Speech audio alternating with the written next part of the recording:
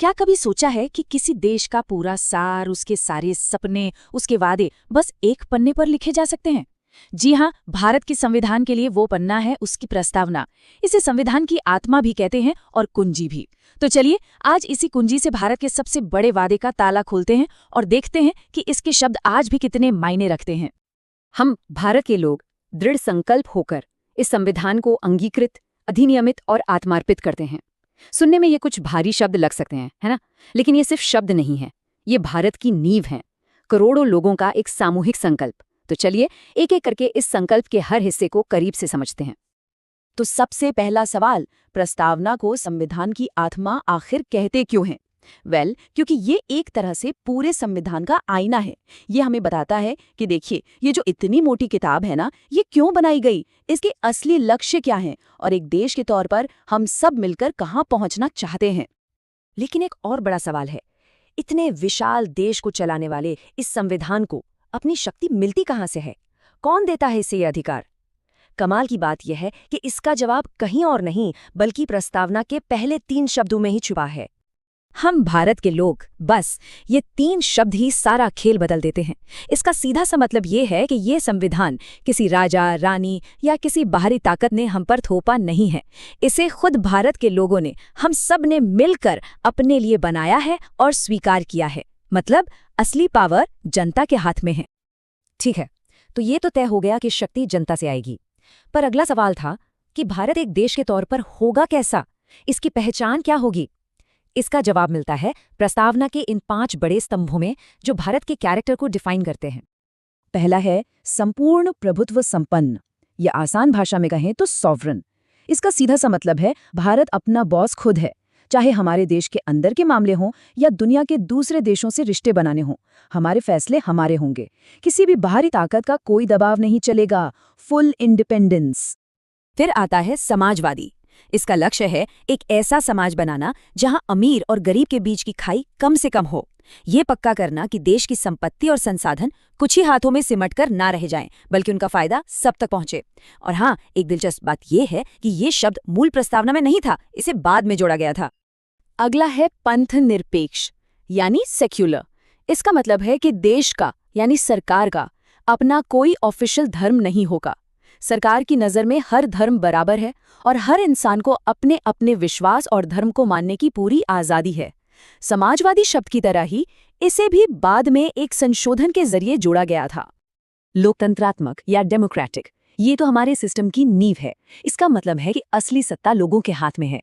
हम वोट देकर अपनी सरकार चुनते हैं और वही सरकार हमारे प्रतिनिधियों के तौर पर देश चलाती है। मतलब लोगों का, लोगों के द्वारा और लोगों के लिए शासन। और आखिर में गणराज्य यानी रिपब्लिक। ये शब्द एकदम साफ करता है कि भारत में राजशाही नहीं चलेगी। यहाँ देश का मुखिया कोई राजा या रानी नहीं होगा जिसका पद उसे विरासत में मिले। नहीं, यहाँ देश का प्रमुख यानी हमारे राष्ट्रपति भी एक तय समय के लिए चुने जाते हैं। सीधी सी बात, राजा का बेटा राजा नहीं बनेगा। तो भारत की पहचान तो तय हो गई, लेकिन इस देश में रहने वाले नागरिकों को क्या मिलेगा? संविधान अपने लोगों से 4 बहुत बड़े और बहुत जरूरी वादे करता है। चलिए देखते हैं कि वो क्या हैं। ये हैं वो 4 स्तंभ: न्याय, स्वतंत्रता, समता और बंधुता, यानी भाईचारा। ये सिर्फ कहने के लिए अच्छे शब्द नहीं हैं, बल्कि हर भारतीय नागरिक को दिए गए अधिकार और गारंटी हैं। एक ऐसा वादा जो कहता है कि सबको इंसाफ मिलेगा, सोचने बोलने की आज़ादी होगी, कानून के सामने सब बराबर होंगे और हम सब एक देश के तौर पर भाईचारे से रहेंगे। अब देखिए, न्याय का वादा कितना बड़ा है। ये सिर्फ कोर्ट कचहरी वाला न्याय नहीं है। इसमें 3 तरह के न्याय की बात है। सामाजिक न्याय, यानी जाति, धर्म या लिंग के आधार पर कोई भेदभाव नहीं। आर्थिक न्याय, यानी अमीरी गरीबी की खाई कम हो।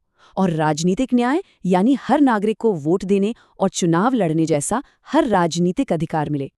अच्छा, तो ये इतने गहरे शब्द आए कहाँ से? क्या ये हमेशा से संविधान में ऐसे ही थे? नहीं, प्रस्तावना का भी अपना एक बहुत दिलचस्प सफर रहा है। तो चलिए जरा इसके इतिहास और इसके विकास की कहानी पर भी एक नजर डालते हैं।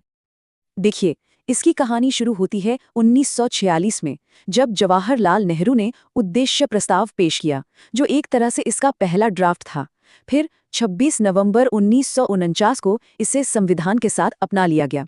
सालों बाद 1973 में सुप्रीम कोर्ट ने एक लैंडमार्क फैसले में कहा कि प्रस्तावना संविधान का एक अटूट हिस्सा है, और फिर 1976 में इसमें अब तक का एकमात्र संशोधन किया गया। जी हाँ, सिर्फ एक बार। सोचिए, 70 से भी ज्यादा सालों में इस बुनियादी दस्तावेज को सिर्फ एक बार बदला गया है। ये अपने आप में दिखाता है कि इसे बनाने वालों की सोच कितनी गहरी और कितनी दूर तक देखने वाली थी। तो वो एकमात्र बदलाव था क्या?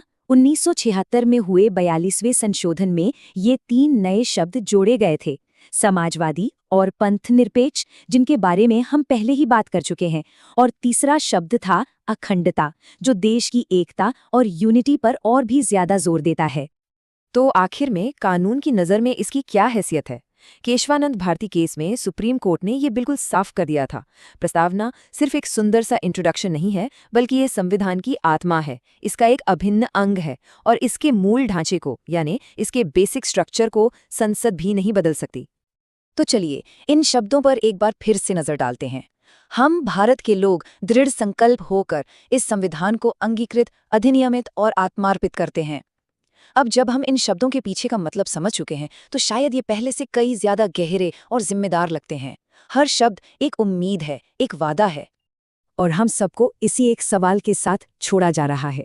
आज के भारत में प्रस्तावना के ये महान शब्द हमारी असलियत से कितना मेल खाते हैं? इन वादों को हकीकत में बदलने के लिए हम और क्या कर सकते हैं? इस पर सोचिएगा जरूर।